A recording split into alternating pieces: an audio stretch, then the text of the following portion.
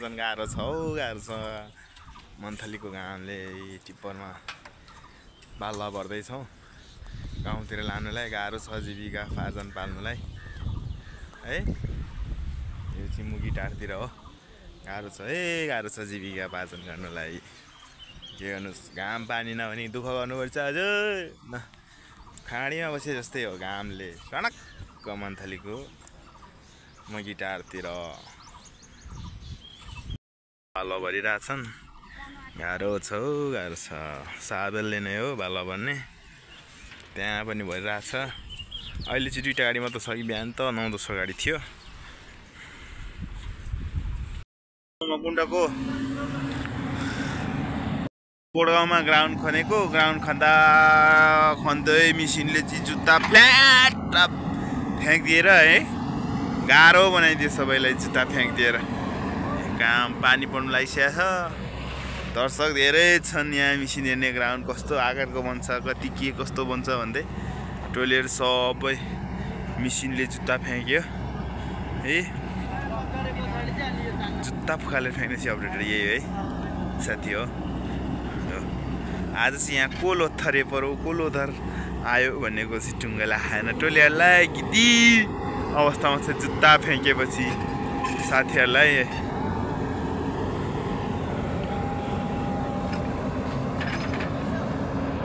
कुमार सुन्दर आउँदै हुन्छ उताबाट क्लक क्लक लाएर है।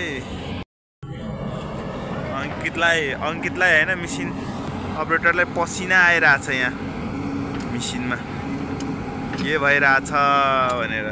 जुत्ता फ्याँक्यो, गाह्रो छ साथीभाइहरूलाई।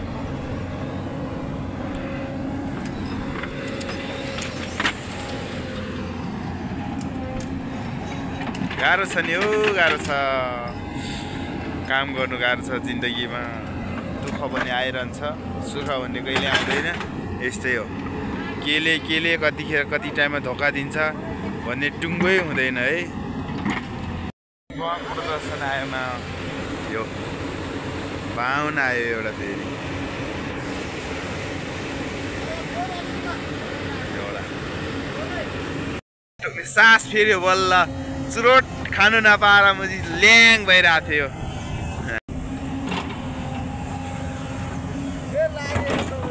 मोटु र पत्लुले अब जो ठेल्छन् केटाहरूले यस्तै हो है।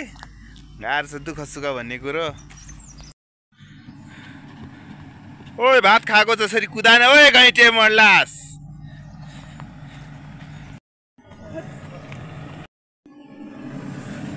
के हो लुकुन लोधरे आज? अङ्कितै लोधरे हुनुपर्छ यार, यस्तो हुनुको कारण।